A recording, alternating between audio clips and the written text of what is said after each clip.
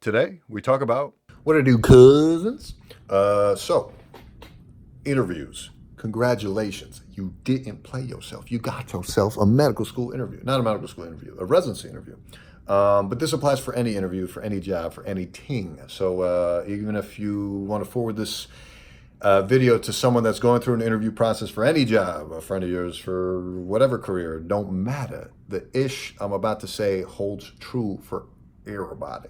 Now, what I want you to remember is you should not be stressed for your interview. Sounds easier said than done, am I right? But hear me out. So when you go for a interview, or when you get invited to an interview, what you want to have in your mindset is, hey, my scores, my application, my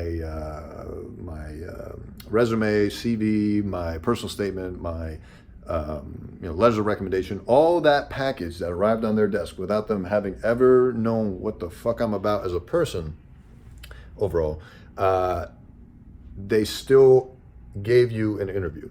So what you should take away from that is, hey, you're already qualified for the job. Now it just comes down to, is you a piece of shit?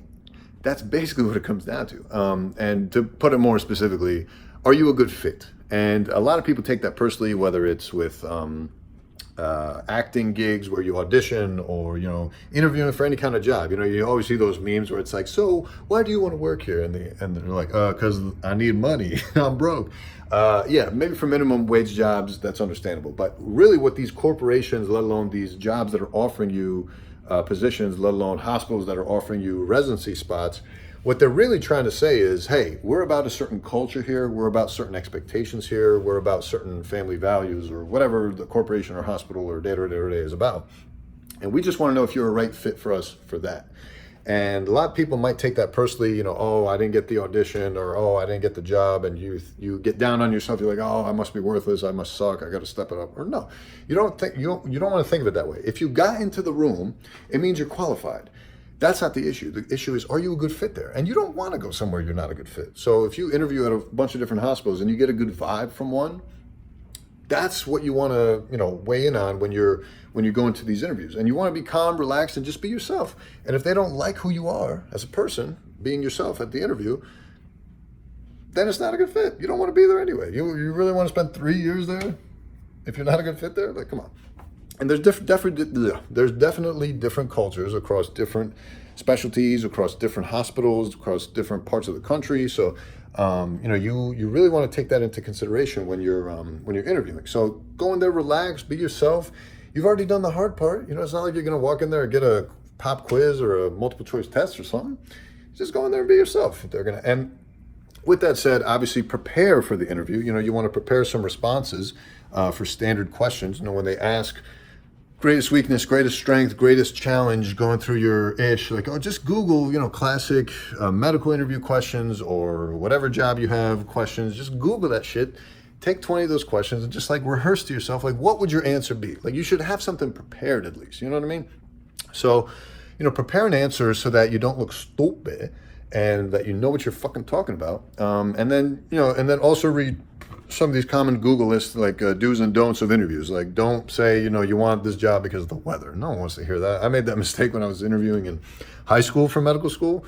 And I got a interview with University of Miami, which was my top choice, second choice. USC was my first choice, I think. But I was just trying to get to some palm trees. And I was saying, I love palm trees. But yeah, I just screwed up and I just said, yeah, no, the weather here is great. Am I right? And yeah, they clearly didn't like that. So, you don't want to mention weather. You don't want to mention pay. You don't want to mention, you can read any of these Google lists and you'll see for yourself what to say and not to say in the interview. More importantly, what not to say. But yeah, I think the biggest thing I would tell anyone who asks me this question is just be yourself. Be prepared, be yourself. And just relax, treat it like a vacation almost, because chances are you're flying to different parts of the country, or you're driving or traveling to different parts of the country for these interviews, and you just want to kind of take it all in, and yeah, it's going to get boring after a while. So, you're going to start getting burned out. So you don't want to put your top choice programs or jobs, potentials towards the beginning of your interview season or towards the end. You want to put them like kind of right in the middle, if not the middle of the beginning, because Your first few, you're going to be antsy, rusty, anxious. So, kind of the places that you're not too, convinced about, maybe put those early and also at the end. Especially because if you get to a place where you're like, yo, this is the fucking place I want to be, and you're getting a great vibe from them and blah, blah, blah, blah, or you end up getting the job from them straight up, then that way you can cancel the rest of the shitty interviews. Am I right? So keep that in mind too, because you will start to burn out towards the end of the interview season. I promise you, bro. Like, that ish is so tedious. Every hospital starts looking the same. Every place has an ICU. Every place has an ER. Every place has a cafeteria. And it's just like, ugh.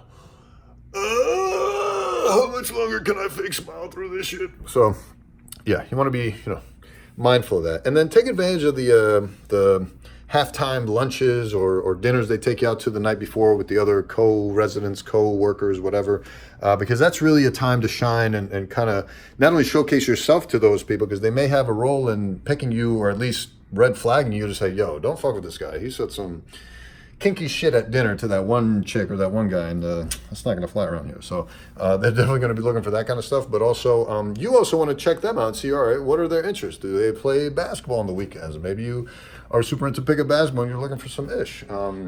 Maybe they're super into outdoorsy ish and you're not. So maybe you don't want to go there. You know what I mean? You're going to be isolated. So kind of factor all those things in. But yeah, if you have any other specific questions on that front, let me know. And with that said, we'll see you on the next one. We out.